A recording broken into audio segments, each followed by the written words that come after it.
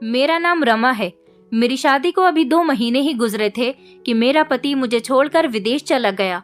मैं कितनी उम्मीदों से यहाँ पर विदा होकर आई थी, लेकिन मुझे क्या पता था कि मेरी आने वाली जिंदगी मेरे साथ इतना बड़ा मजाक करने वाली है। हर दिन भगवान से यही प्रार्थना करती थी कि मेरे पति के दिल में मेरे लिए रहम आ जाए और वो मुझे अपनी पत्नी के रूप में एक्सेप्ट कर ले।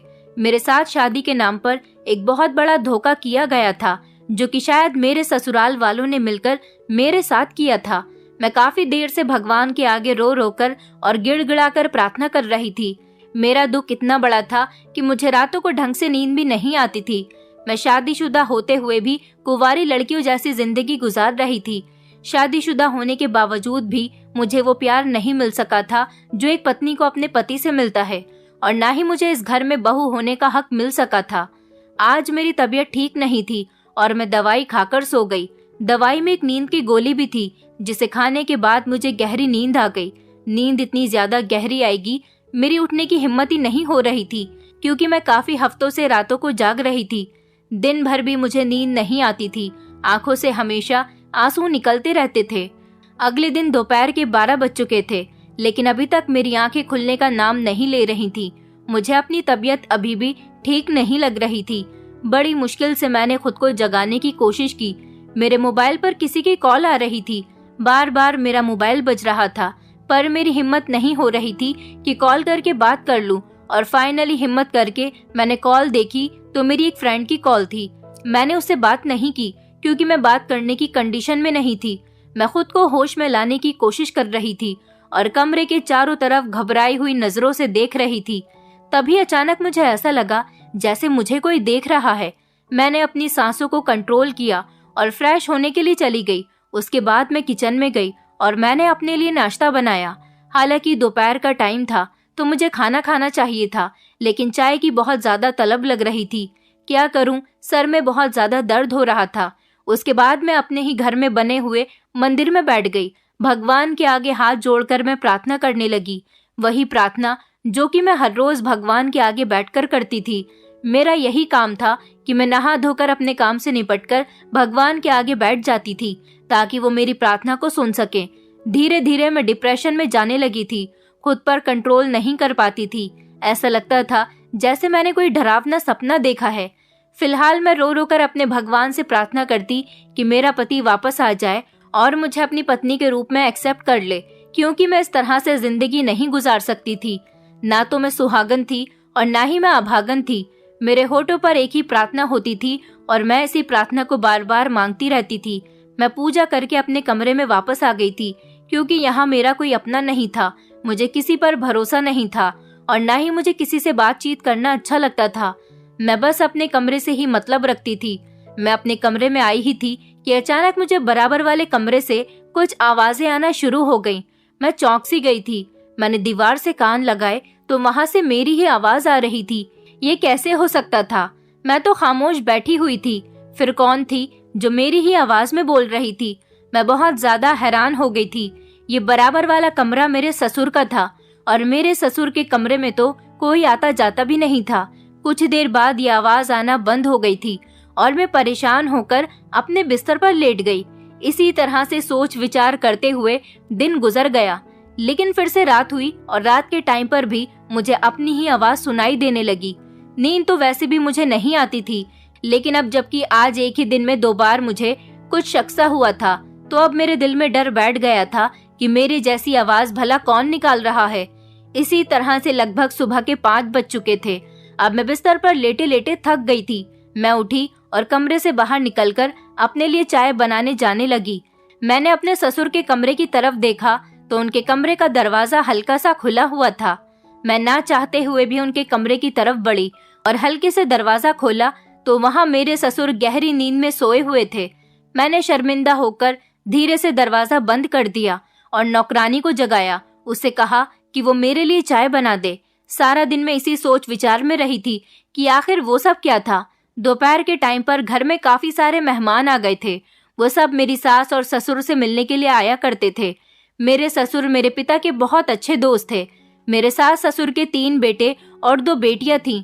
दोनों बेटियों की तो शादी हो चुकी थी, क्योंकि दोनों ही बड़ी थी। मेरी एक जेठानी थी, उनकी फैमिली दूसरे घर में रहती थी और एक छोटा देवर था जो कि मेरी जेठानी के साथ ही रहता था। उसका नाम प्रशांत था और इसके आगे सोचते हुए तो मेरी आत्मा तक कांप जाती थी। मैंने इस बात को इग्नोर किया और फ्रेश होने के लिए चली गई। मेरी सास को तो हमेशा गांव की औरतें ही घेरे रहती थी, क्योंकि हमारे गांव में मेरी सास का बहुत नाम था और मेरी सास गांव के लोगों की बहुत मदद करती थी। बड़ी बड़ी पंचायतों में भी उन्हें सुलह करवाने के लिए बुलाया जाता था, जबकि पूरे घर की जिम्मेदारी मुझ पर ही थी। मैं कोई काम तो नहीं करती थी, लेकिन मुझे घर के नौकरों पर नजर रखने का हुक्म दिया गया था। इस पूरे गांव में मेरी सास की इज्जत मेरे ससुर से ज्यादा की जाती थी और पूरा गांव मेरी सास के फैसले के मुताबिक चलता था। सुबह जब मेरी मुलाकात मेरे ससुर से हुई तो मैंने उन्हें देखा तो मेरी नजर मेरे ससुर की आंखों पर पड़ गई। मेरे ससुर की आंखें बहुत लाल हो रही थी, जैसे कि वो सारी रात जागते रहे हों। मैंने एक नजर उन्हें देखा और वहां से जल्दी से अपने कमरे में आ गई थी। मेरे सास ससुर दोनों में ही हमेशा ना जाने किस बात का झगड़ा रहता था। दोनों एक दूसरे से ज्यादा बातचीत भी नहीं करते थे और वो दोनों ही अलग अलग कमरों में रहते थे। मैं ऊपर वाले पोर्शन पर रहती थी और मेरे कमरे के बराबर वाला कमरा ही मेरे ससुर का था। नीचे मेरी सास और मेरे देवर का कमरा था, जो कि कभी कभी हमारे घर पर आ जाते थे। मुझे वो आवाज जो रात को अपने ससुर के कमरे से आती हुई महसूस हुई थी, मैं उसे भूल नहीं पा रही थी। आज मैंने सोच लिया था कि ध्यान रखूंगी कि वो आवाज मेरी ही होती है या फिर किसी और की है, क्योंकि हमारे घर में मेरी सास के अलावा तो कोई औरत भी नहीं थी। नौकरानियां थी, लेकिन वो तो किचन में सो जाती थी या फिर उनके लिए एक अलग से क्वार्टर बना हुआ था तो वो वहां चली जाती थी। मगर मेरे ऊपर वाले पोर्शन पर तो सिर्फ मेरे ससुर जी अपने कमरे में अकेले सोया करते थे। मुझे आज रात का इंतजार था। मेरी आदत थी कि मैं शाम के टाइम की चाय हमेशा ही अपने घर की छत पर जाकर पिया करती थी। वहां बैठकर मुझे डूबते सूरज को देखना बहुत पसंद था। आज भी मैं वहीं बैठी चाय की सिप ले रही थी और अपनी ही सोच विचारों में खोई हुई थी। तभी अचानक मेरी नजर नीचे गिरी हुई पायल पर पड़ी। वो यकीनन मेरी ही पायल थी। मैंने झट से अपना पैर देखा तो मेरे पैर में एक ही पायल थी। ये यहाँ कैसे आई? मैं हैरत से अपनी पायल को देखने लगी। तभी मेरी नजर छत पर पड़ी टूटी हुई चूड़ियों पर पड़ी। मैंने अपनी कलाइयों को देखा, जहाँ वही लाल रंग की चूड़ियां पड़ी हुई थी और मेरी कलाइयों से 2 चूड़ियां गायब थी। मैं हैरान रह गई थी ये सब कुछ देखकर। मैं तो अभी यहाँ पर आई थी और ये चूड़ियां तो मैंने कल रात पहनी थी, जो कि 12 थी। मेरी आदत थी कि मैं कुछ न कुछ सोचते हुए अपनी चूड़ियों को गिनती लगाती रहती थी। अब अंधेरा होने लगा था। मैंने वो चूड़ियों के टुकड़े उठाए और अपनी मुट्ठी में बंद कर लिए थे। मेरी नजर चूड़ियों के बिल्कुल पास गिरी हुई सिगरेट के टुकड़े पर पड़ी। मैंने आंखें फाड़ कर देखा तो वो इसी ब्रांड की थी जिसे मेरे ससुर पिया करते थे। मैं बहुत ज्यादा घबरा गई थी और मुझे डर लगने लगा था कि कहीं कोई मुझे देख न ले। किसी ने देख लिया तो मेरी इस घर में कितनी इज्जत रह जाएगी। ये देखकर कोई भी समझ जाएगा कि रात को मैं और ससुर यहाँ पर थे। मैंने अपना सर पकड़ लिया और भागती हुई मैं सीढ़ियां उतरने लगी। मुझे ऐसा लग रहा था जैसे कोई भूत मेरे पीछे लगा हुआ हो। मैं बार बार पीछे मुड़ मुड़ कर देख रही थी। मैं खुद पर कंट्रोल न रख सकी और नीचे उतरते हुए अचानक मेरी टक्कर मेरे ससुर से हो गई। मेरे ससुर ने मुझे उलझकर कहा, क्या हुआ बहू? मैं एक झटके से उनसे दूर हो गई और कहा कि आप यहाँ पर क्या कर रहे हो? वो मेरी तरफ मुस्कुराते हुए कहने लगे, ये मेरा घर है, मैं यहाँ पर कहीं भी टहल सकता हूँ, लेकिन तुम छत पर क्या कर रही हो? मैंने कहा, मैं चाय पीने आई थी। मैं ये बात कहने के बाद भागती हुई अपने कमरे की तरफ आ गई। मैंने देखा था कि मेरे ससुर के चेहरे पर एक अजीब सी मुस्कुराहट थी। मुझे उनकी यह हरकत पसंद नहीं आई थी। उनका इस तरह से बात करना मुझे अच्छा नहीं लगा था। मैं अपने कमरे में आई तो मुझे एक अजीब सी स्मेल आती हुई महसूस हुई थी। मैंने जल्दी से अपना दुपट्टा नाक पर लगा लिया। वो स्मेल ऐसी थी जैसे कोई जल रहा हो। वैसे तो मुझे अपने कमरे के अंदर कोई धुआं वगैरह नजर नहीं आ रहा था, मगर वो स्मेल किसी चीज के जलने की ही थी। मैं बाहर निकल कर आई और अपनी नौकरानी को जोर जोर से आवाज लगाने लगी। फिर नौकरानी भागती हुई आई और कहने लगी, क्या हुआ भाभी जी? मैंने उससे हांफते हुए पूछा, देखो मेरे कमरे से अजीब तरह की कुछ जलने की बदबू आ रही है। नौकरानी घबराकर कमरे की तरफ भागी। बदबू से मेरे सर में बहुत दर्द होने लगा था। इसी टाइम मेरे ससुर मेरे पास आए और कहने लगे, ये कैसा शोर मचाया हुआ है? वो मेरे चेहरे पर नजर जमाकर पूछने लगे। मुझे उनका इस तरह से देखना बिल्कुल पसंद नहीं आया था। मैंने अपना रुख फेर कर कहा कि मेरे कमरे में अजीब कुछ जलने की बदबू आ रही है।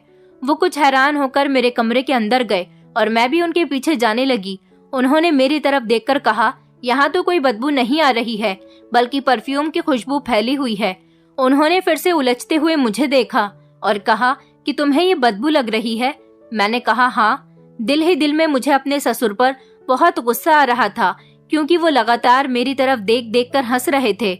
सबसे ज्यादा हैरानी तो मुझे इस बात पर हुई जब नौकरानी ने भी वही बात कही जो मेरे ससुर कह रहे थे। वो भी यही कहने लगी, भाभी जी, आपके परफ्यूम की बोतल शायद फर्श पर गिरकर टूट गई और वो बिल्कुल खाली है। कमरे में भी इसी की खुशबू फैली हुई है। वो परफ्यूम की टूटी हुई शीशी दिखाते हुए मुझे बता रही थी, जबकि वो परफ्यूम की खुशबू नहीं बल्कि किसी चीज की बदबू थी और इस बदबू से मेरे दिमाग में दर्द हो रहा था। मेरे ससुर मेरे कमरे से चले गए थे। मैंने गुस्सा होते हुए नौकरानी से कहा, तुम्हारा दिमाग खराब हो गया है क्या? मैं नौकरानी को डांट ही रही थी, इतनी ही देर में मुझे उल्टी आने लगी और मैं फौरन बाथरूम में भाग गई। जो खाया पिया था सब निकल गया था। अब मेरे सर का दर्द भी कुछ कम हो गया था।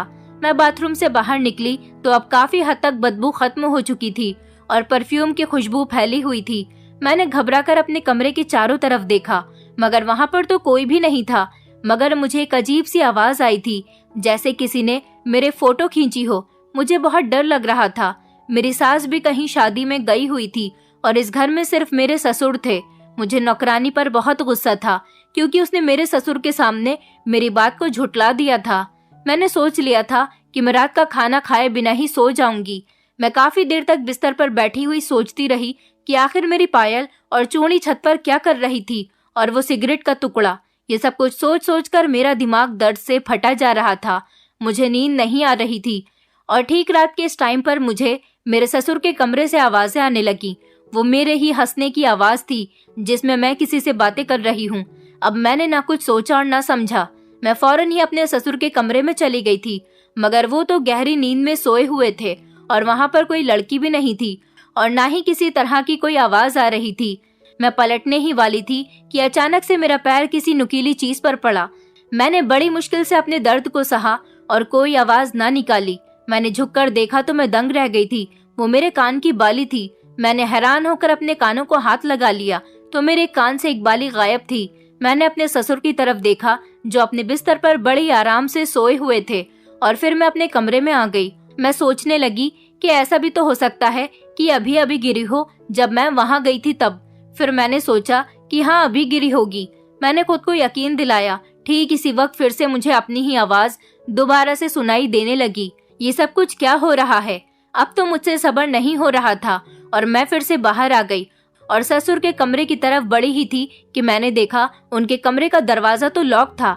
ये कैसे हो सकता है? अभी तो मैं यहाँ आई थी तो दरवाजा खुला हुआ था। अब ऐसा ही हर रोज होने लगा था। मैं धीरे धीरे पागल होती जा रही थी और डिप्रेशन का शिकार हो रही थी। किसी से इस बारे में कुछ कह भी नहीं सकती थी, क्योंकि मेरी इज्जत का सवाल था। डर, गम और गुस्सा मेरी आदत में शुमार होने लगा था। मैं कुछ समझ ही नहीं पा रही थी। एक दिन जब मेरे ससुर किसी काम से शहर गए हुए थे तो मैंने उनके कमरे में खूब तलाशी ली, मगर मुझे वहाँ पर कोई ऐसी चीज नहीं मिली जिस पर मैं शक कर सकती। लेकिन उनकी अलमारी के नीचे मुझे अपना दुपट्टा नजर आया। अब तो मैं सब कुछ समझने लगी थी, लेकिन ये सब मेरी समझ से बाहर था। क्या मैं रात को अपने ससुर के कमरे में जाती हूँ? मैंने खुद से ही सवाल किया। कहीं ऐसा तो नहीं कि वो मुझे बेहोश करके? इसके आगे मैं सोच भी नहीं सकती थी। मेरे दिल और दिमाग में हलचल शुरू होने लगी थी। एक अनदेखा सा डर मुझे अपने शरीर में महसूस होने लगा था। कहीं ऐसा तो नहीं कि मैंने अपना सब कुछ लुटा दिया हो? ये सवाल मुझे जीने नहीं दे रहा था। अगर किसी ने मुझे मेरे ससुर के साथ देख लिया तो गड़बड़ हो जाएगी, क्योंकि हर जगह लड़की को ही गलत समझा जाता है। मैं वापस अपने कमरे में आ गई थी और अपनी बेबसी पर फूट फूट कर रोने लगी थी और बैठकर मैं अपनी शादी से पहले वाली जिंदगी के बारे में सोचने लगी। मुझे याद था जब मैं प्रशांत से बहुत ज्यादा प्यार करती थी। प्रशांत और मैं एक दूसरे के साथ बहुत खुश थे। हम दोनों सारी सारी रात फोन पर एक दूसरे से बातें किया करते थे। हम दोनों ने फैसला कर लिया था कि हम एक दूसरे के साथ ही शादी करेंगे। उस टाइम मैं 20 साल की थी और पढ़ाई कर रही थी। हम दोनों चाहते थे कि अपनी अपनी पढ़ाई कंप्लीट होने के बाद अपनी फैमिली को अपनी मोहब्बत के बारे में बता देंगे। हम दोनों एक दूसरे के साथ बहुत खुश थे। जिंदगी बहुत अच्छी गुजर रही थी। फिर एक दिन कुछ ऐसा हुआ जिसने हमारे होश उड़ा दिए। हम दोनों को उम्मीद थी कि हमारे पेरेंट्स जब हम दोनों के अफेयर के बारे में सुनेंगे तो खुशी खुशी हमारी शादी कर देंगे, क्योंकि मेरे पापा और मेरे ससुर आपस में बहुत अच्छे फ्रेंड्स थे। एक दिन अचानक प्रशांत की फैमिली हमारे घर पर आ गई। उन दिनों प्रशांत दूसरे शहर में किसी काम के सिलसिले में गया हुआ था। प्रशांत की मम्मी ने मेरी मम्मी से कहा कि हम आपकी बेटी का हाथ अपने बेटे के लिए मांगने आए हैं। मुझे लगा कि वो मेरा रिश्ता प्रशांत के लिए लेकर आई थी, लेकिन ये मेरी बहुत बड़ी गलतफहमी थी। मेरे मम्मी पापा को इस बात से कोई एतराज नहीं था। प्रशांत की मम्मी ने फौरन ही मेरे हाथ में अंगूठी पहना दी और कहा कि हम जल्द ही शादी करने वाले हैं। मैं खुश हो गई थी कि मेरी शादी प्रशांत के साथ होने वाली है। उस दिन ये गुड न्यूज सुनाने के लिए मैंने जैसे ही प्रशांत को कॉल की तो मेरे होश उड़ गए, क्योंकि प्रशांत का नंबर स्विच ऑफ जा रहा था। मैंने काफी दिनों तक लगातार प्रशांत को मैसेजेस और कॉल्स किए। उसका नंबर लगातार स्विच ऑफ जाता रहा और उसने पलटकर मुझे नहीं देखा। वो जिस काम से दूसरे शहर गया हुआ था वहां से भी वापस नहीं आया था। मैं परेशान रहने लगी थी कि न जाने प्रशांत को क्या हो गया।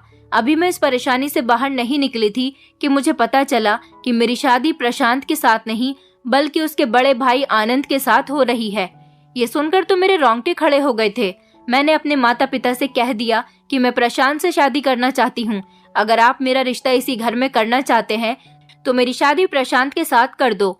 मेरे पेरेंट्स ने फौरन इनकार कर दिया। उन्होंने कहा कि तुम्हारी सास तुम्हारे लिए आनंद का रिश्ता लेकर आई थी, और दूसरी बात ये कि हमें प्रशांत पसंद नहीं है। प्रशांत की अभी कोई नौकरी भी नहीं है, जबकि आनंद का तो विदेश में बहुत अच्छा बिजनेस है। वो विदेश में इतने बड़े बिजनेस को अकेला ही संभाल रहा है, और प्रशांत है कि अभी तक अपना बिजनेस सेट ही नहीं कर पाया। मैंने अपनी मम्मी पापा से जिद की कि मैं तो प्रशांत से ही शादी करूंगी। मेरे मम्मी पापा ने मुझे मजबूर कर दिया और कहा कि अगर तुमने ज्यादा चालाकी दिखाने की कोशिश की तो हम दोनों पति पत्नी जहर खाकर अपनी जान दे देंगे, क्योंकि हम नहीं चाहते कि तुम हमारी बेइज्जती करवाओ। मैं बहुत ज्यादा मजबूर हो गई थी, और इधर प्रशांत था कि मेरी कॉल रिसीव ही नहीं कर रहा था। उसका कोई अता पता ही नहीं था। इसी तरह से मेरी शादी जल्दबाजी में ही आनंद के साथ हो गई। प्रशांत अपने भाई की शादी में भी नहीं आया था। मेरी शादी के एक हफ्ते बाद जब वो घर आया तो मेरे साथ अजनबियों के जैसा बिहेव करने लगा। वो ऐसे बिहेव करने लगा जैसे मुझे जानता ही नहीं है। वो आया तो अपने घर था, लेकिन आने के बाद वो अपना सामान पैक करके अपने बड़े भैया भाभी के घर रहने के लिए चला गया। मैं बहुत ज्यादा हैरान थी कि न जाने प्रशांत को क्या हो गया था। उधर मेरा पति आनंद, जो शादी के 2-3 दिन बाद ही मुझे छोड़कर चला गया, उसका कहना था कि मैं तुम जैसी बहन जी टाइप लड़की से शादी नहीं करना चाहता था। सिर्फ अपने माता पिता के कहने से ही कर ली। उनकी खुशी की खातिर शादी तो हो गई है, लेकिन कभी भी मैं तुम्हें अपनी पत्नी एक्सेप्ट नहीं कर सकता। मैं इस घर में आने के बाद दुखों का शिकार हो गई थी। चारों तरफ से दुखों ने मुझे घेर लिया था। जिसकी मैं पत्नी थी वो मुझे एक्सेप्ट नहीं करना चाह रहा था, और जिससे मैं प्यार करती थी उसके साथ मेरी शादी नहीं करवाई गई थी। न जाने मेरी सास ने मेरे साथ ऐसा क्यों किया था। उनके दोनों बेटे ही मेरी तरफ से बदगुमान हो गए थे। अब जैसा भी था, मेरी तो शादी हो चुकी थी और मुझे हकीकत को एक्सेप्ट करना ही था। इसलिए मैं हर रात प्रार्थना करती हूँ कि आनंद मुझे एक्सेप्ट कर ले। अगर उसने भी मुझे एक्सेप्ट नहीं किया तो मैं क्या करूंगी और कहाँ जाऊंगी, क्योंकि मेरे पेरेंट्स ने विदाई के टाइम पर मुझसे कह दिया था कि तुम्हारी शादी बहुत अच्छे परिवार में कर रहे हैं, इसलिए कभी भी लड़ झगड़ कर हमारे घर आने की जरूरत नहीं है। मुझे यहाँ किसी चीज की कमी नहीं थी, सिर्फ कमी थी तो मेरे असल हक की कमी थी। मुझे यहाँ पर अभी तक पत्नी होने का हक नहीं मिला था। प्रशांत रहता तो इसी शहर में है, अपने भैया भाभी के घर, लेकिन जब से मैं उसके भाई की पत्नी बनी हूँ वो अपने घर पलटकर कभी नहीं आया। न जाने वो मुझसे किस बात पर नाराज है। वो मुझे कुछ बताने के लिए भी तैयार नहीं है। इतनी तकलीफ और इतनी परेशानी शायद ही किसी ने झेली होगी जितनी कि मैं झेल रही थी। मैं अपनी सास से भी कुछ नहीं कह सकती थी, क्योंकि वो बहुत सख्त बिहेवियर की औरत थी।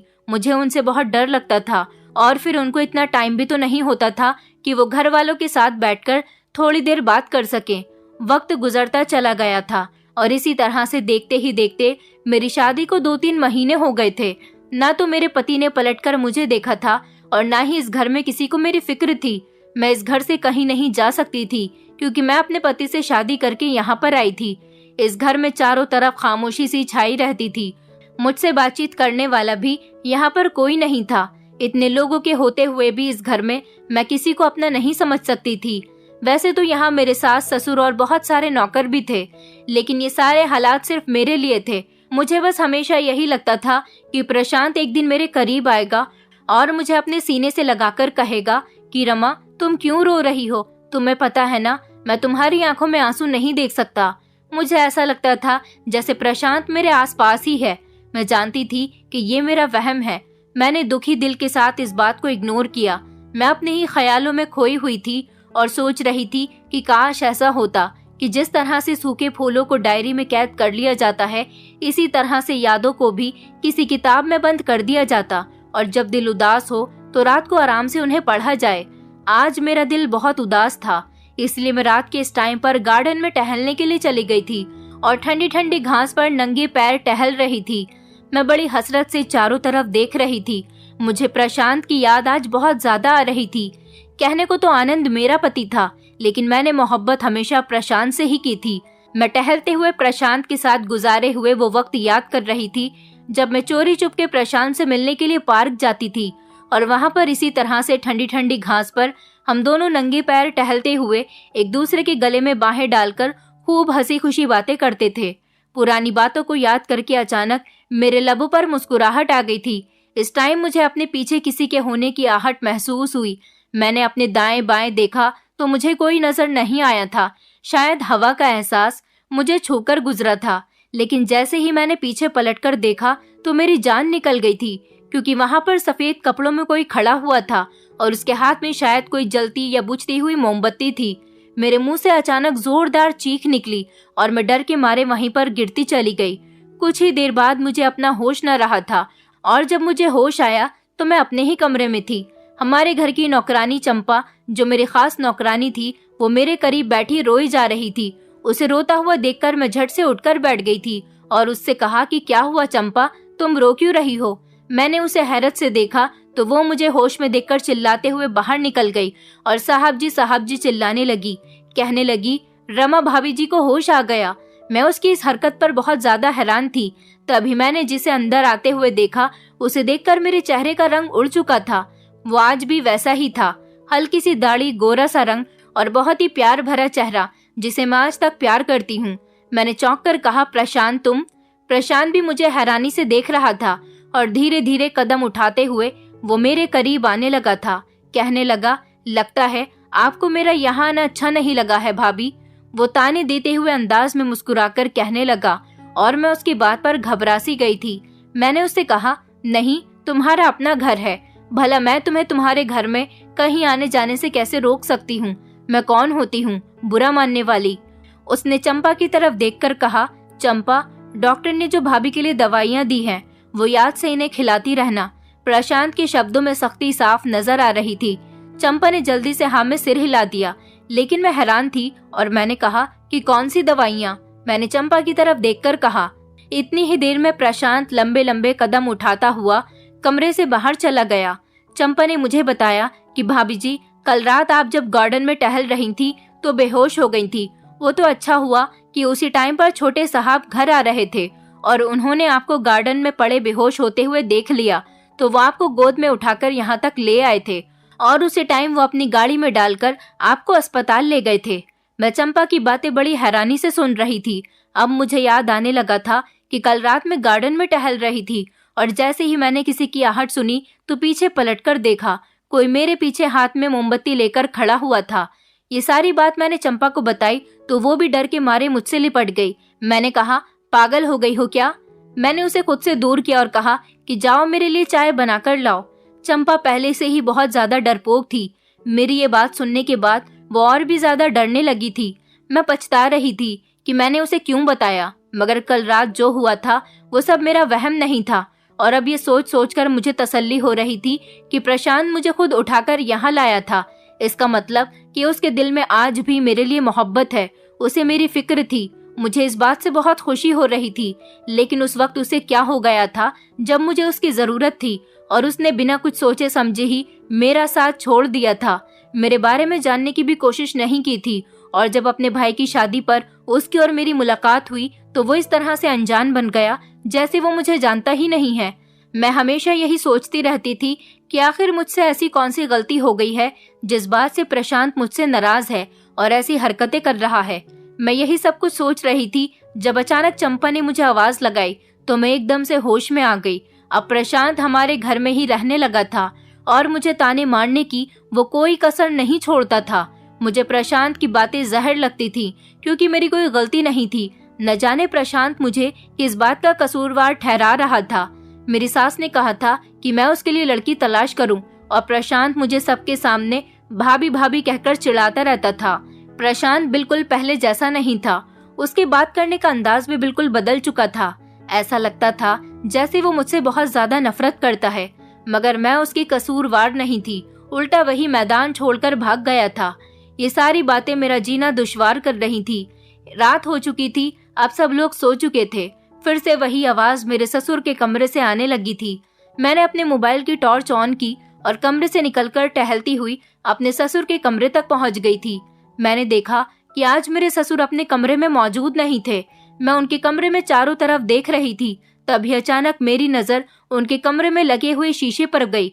इस शीशे के अंदर मुझे कुछ गड़बड़ नजर आ रही थी। मैं जैसे ही शीशे के करीब गई और मैंने शीशे को छुआ तो ये देखकर मैं हैरान रह गई कि शीशा मेरे छूते ही एक साइड को हो गया था और सामने का नजारा देखकर मेरे पैरों तले से जमीन निकल गई थी, क्योंकि ये एक दरवाजा था और दरवाजे के ऊपर बड़ा सा शीशा लगाया गया था ताकि किसी को पता न चले कि यहाँ पर कमरे का दरवाजा बना हुआ है।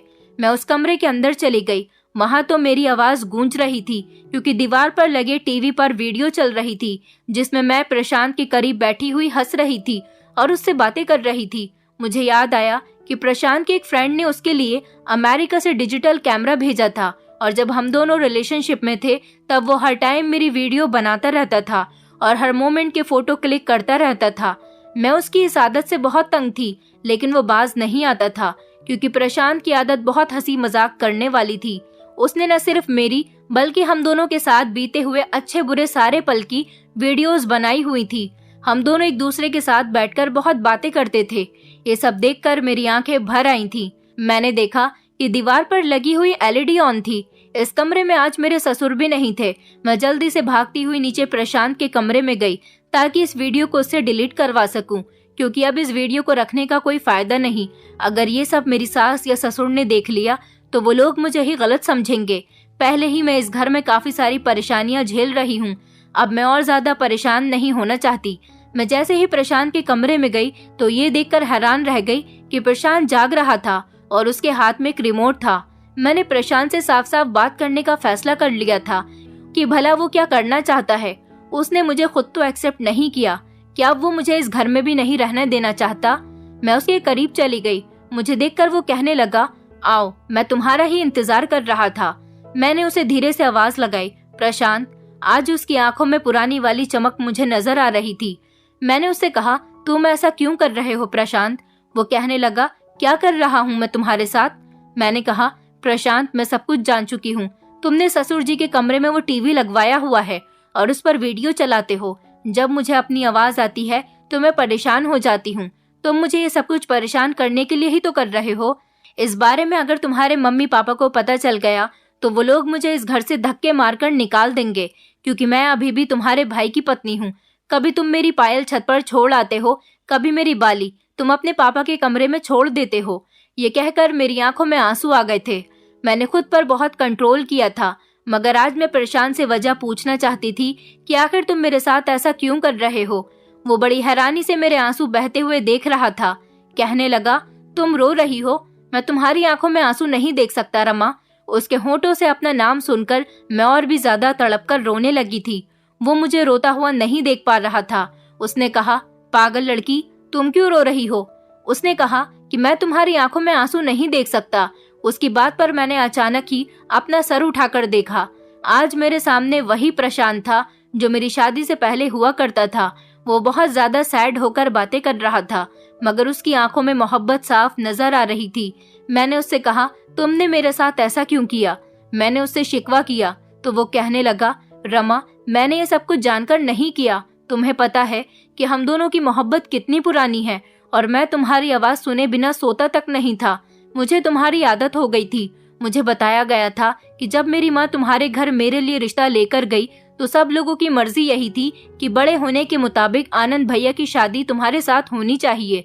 और जब तुम्हारे पेरेंट्स ने तुमसे पूछा कि तुम आनंद से शादी करने के लिए तैयार हो तो तुम फौरन राजी हो गई और तुमने कहा कि मैं आनंद से प्यार करती हूँ। ये सारी बातें मुझे मेरी माँ ने बताई थी, क्योंकि जब मुझे पता चला था कि तुम्हारा रिश्ता आनंद भैया के साथ पक्का हो गया तो मैंने माँ से शिकायत की थी और कहा था कि आप रमा का रिश्ता आनंद भैया के लिए लेकर क्यों गई। मैं रमा से प्यार करता हूँ, मैं उससे शादी करना चाहता हूँ। लेकिन मेरी माँ ने भी तुम्हें आनंद भैया के लिए पसंद किया क्योंकि तुम बहुत ज्यादा खूबसूरत हो और आनंद भैया को हमेशा से ही खूबसूरत लड़कियां ज्यादा पसंद है। माँ ने अपने बड़े बेटे की खुशी देखते हुए छोटे बेटे की खुशियों को दफन कर दिया था। ऐसा सिर्फ तुम्हारी खातिर हुआ था क्योंकि तुमने भी आनंद भैया से शादी करने के लिए हामी भर ली थी। मुझे माँ की सारी बात सुनकर तुम पर बहुत ज्यादा गुस्सा आया था और मैंने फिर दोबारा तुमसे कांटेक्ट करने की कोशिश नहीं की और फिर अपने नंबर को स्विच ऑफ कर दिया और सोचा कि एक बार फिर तुम्हारी शादी मेरे भाई के साथ हो जाए। उसके बाद तो मैं तुम्हें बहुत ज्यादा तंग करूंगा क्योंकि मैं अपने भाई को अच्छी तरह से जानता हूँ। उसे सिर्फ लड़कियों के खूबसूरत जिस्म की चाहत रहती है, तभी तो वो शादी के 2-3 दिन बाद ही तुम इस्तेमाल करने के बाद यहाँ से चला गया, क्योंकि उसने विदेश में पहले से ही काफी सारी लड़कियों को अपनी गर्लफ्रेंड्स बनाया हुआ है। मुझे पता था कि तुमने मेरे साथ जो किया है उसकी सजा तुम्हें शादी के बाद खुद ब खुद मिल जाएगी। मैं बड़े भैया और भाभी के घर नहीं रहता था, इसी घर में रहता था क्योंकि मैं चाहता था कि मैं तुम्हें तंग करूं। मैं तुम्हें इतने दिनों से परेशान कर रहा था। तुम्हारे बराबर वाला कमरा ही मेरे पापा का है और उनके कमरे में एक छोटा सा सीक्रेट रूम भी बना हुआ है जिसके बारे में किसी को कुछ नहीं पता। पापा तो रात को जब अपनी मेडिसिन लेकर सोते हैं तो उनको होश ही नहीं रहता क्योंकि उनकी दवाई में नींद की दवाई मिली हुई होती है। इसलिए मैं चोरी चुपके उनके कमरे में जाकर रात को टीवी ऑन कर दिया करता था। उसका रिमोट यहाँ मेरे पास मेरे कमरे में होता था। पापा के कमरे में कैमरे लगे हुए हैं। जब भी तुम कमरे में जाती ये देखने के लिए कि ये आवाज कहाँ से आ रही है, तब मैं एलईडी ऑफ कर देता था और हर रात इसी तरह से तुम्हें तंग करता था। लेकिन अभी हाल फिलहाल में मुझे ये बात पता चली कि तुम तो इस शादी के लिए तैयार ही नहीं थी। तुम्हारे माता पिता ने तुम्हें इमोशनली ब्लैकमेल किया था। ये सब कुछ मुझे तुम्हारी बहन ने बताया क्योंकि तुम मुझसे प्यार करती थी। ये शादी भी तुमने सिर्फ अपने माता पिता के कहने के मुताबिक ही की है। अब जब मुझे सारी सच्चाई के बारे में पता चला तो आज रात मैंने फैसला कर लिया था कि मैं तुम्हें और परेशान नहीं करूंगा। आज पापा भी शहर से बाहर गए हुए हैं और मेरे प्लान के मुताबिक आज तुम मुझसे बात करने के लिए खुद ही आ गई। मैं खुद तुम्हारे साथ ये सब कुछ जानबूझकर कर रहा था। मुझे अपनी गलती पर बहुत अफसोस है। मुझे माफ कर दो रमा। ये सारा झूठ मेरी माँ ने बोला था क्योंकि मेरा भाई तुम्हारा फायदा उठाना चाहता था। तुम्हारा इस्तेमाल करके वो तुम्हें छोड़ने का इरादा पहले से ही रखता था, इसलिए वो तुम्हें छोड़कर चला गया। मैंने अपनी माँ से सारे रिश्ते खत्म कर दिए और अब मैंने फैसला किया है कि मैं तुम्हें यहाँ से लेकर कहीं दूर चला जाऊंगा। प्रशांत की बात सुनकर मेरी आंखों में आंसू आ गए थे और मैं फूट फूट कर रोने लगी। प्रशांत ने कहा कि तुम्हें रोने की कोई जरूरत नहीं, बस तुमने जितनी परेशानी झेलनी थी अब झेल ली। अब तुम्हें कोई एतराज न हो तो तुम मुझे माफ कर दो और मेरे साथ यहाँ से निकल कर चलो। हम दोनों एक अलग दुनिया बसाएंगे। अब मैं और ज्यादा अपने बीते हुए कल पर नहीं रोना चाहती थी क्योंकि मेरे साथ सबने ही गलत किया था। मेरी सास, मेरे माता पिता और मेरा पति। प्रशांत से सब लोगों ने मेरे बारे में झूठ कहा था क्योंकि हर कोई मुझे आनंद की पत्नी बनाना चाहता था। इसलिए मैंने फैसला किया कि मैं प्रशांत से शादी कर लूंगी। प्रशांत मुझे लेकर रात के टाइम पर ही ससुराल से भगा ले गया क्योंकि वो अपने माता पिता से भी सारे ताल्लुक खत्म कर चुका था और वो मुझे लेकर अमेरिका आ गया। यहाँ हम दोनों ने शादी कर ली और अब हम अमेरिका में ही रह रहे हैं। कभी कभी हमारे पेरेंट्स ही हमारी खुशियों के बीच आकर खड़े हो जाते हैं। क्या था अगर प्रशांत की शादी उसकी माँ मेरे साथ करवा देती। वो अपने बड़े बेटे की करतूत नहीं जानती थी और उन्हें नहीं पता था कि अपने बड़े बेटे से शादी करवाने के बाद मेरी जिंदगी कितनी परेशानी से गुजरने वाली है। मैंने किसी की चिंता ना करते हुए प्रशांत के साथ जिंदगी गुजारने का फैसला किया और मैं प्रशांत के साथ अब बहुत खुश हूँ क्योंकि प्रशांत ने भी गुस्से में वही सब किया जो उसे दिखाया गया था। कभी कभी हम लोग गलतफहमी का शिकार होकर अपने ही चाहने वालों को अपने आप से दूर कर देते हैं। मैं आप सब लोगों से रिक्वेस्ट करना चाहती हूँ कि गलतफहमी के भी 2 पहलू होते हैं और दोनों पहलू को पहले जांच लेना चाहिए, उसके बाद ही कोई फैसला करना चाहिए। नहीं तो आपकी जिंदगी भी शायद मेरी जैसी ही हो सकती है। दोस्तों, उम्मीद करती हूँ आपको हमारी कहानी पसंद आई होगी। कहानी पसंद आई है तो वीडियो को लाइक करें, चैनल पर नए हैं तो चैनल को सब्सक्राइब करें और हाँ, नोटिफिकेशन बेल को जरूर दबाएं ताकि अगली अपडेट सबसे पहले आपको मिले।